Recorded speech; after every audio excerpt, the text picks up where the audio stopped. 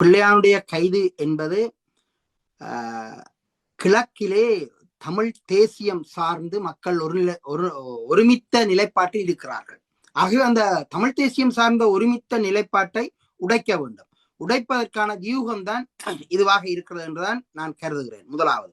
இரண்டாவது, இந்த அதாவது புலனாய்வு நடவடிக்கைகள் அல்லது புலனாய்வு சதிகள் என்ற அடிப்படையில் இது பார்த்தால் இலங்கை அரசினுடைய அல்லது இலங்கையினுடைய புலனாய்வுத்துறை மிக வளர்ச்சி அடைந்து தேர்ச்சி பெற்றதாக இருக்கிறது. அது 83ஆம் ஆண்டில் இருந்து அது மொசாட்டிடமும் அதே நேரம் அமெரிக்க சிஐஏடமும் பயிற்சி பெற்றவர்களாக இருக்கிறார்கள். ஆகவே அந்த புலனாய்வுத்துறை சார்ந்த பயிற்சி என்பது ஒரு நாளிலோ ஒரு மாதத்திலோ அல்லது ஒரு வருடத்திலோ பெற்றுவிட்டு வீரதீர சாகசங்களை செய்ய முடியாது. ஒரு நீண்ட தொடர் வளர்ச்சி கூடாக அவர்கள் இந்த பயிற்சிகளுக்கூடாக அவர் வளர்ந்திருக்கிறார்கள். அவர்கள் விடுதலை புலிகளுடைய புலனாய்வுத்துறையை முறியடிக்கும் அளவுக்கு வளர்ந்திருக்கிறார்கள் என்று சொன்னால் அந்த வளர்ச்சி தான் விடுதலை புலிகளை தோற்கடிக்கவும் செய்தது.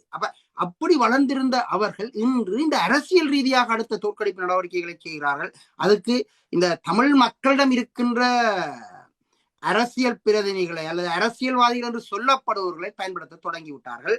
அதனுடைய அங்கமாகத்தான் பிள்ளையானும் கருணாவும் இப்போது ஒன்று சேர்வதும் அந்த ஏற்பாடுகளின் அடிப்படையில் நடக்குது.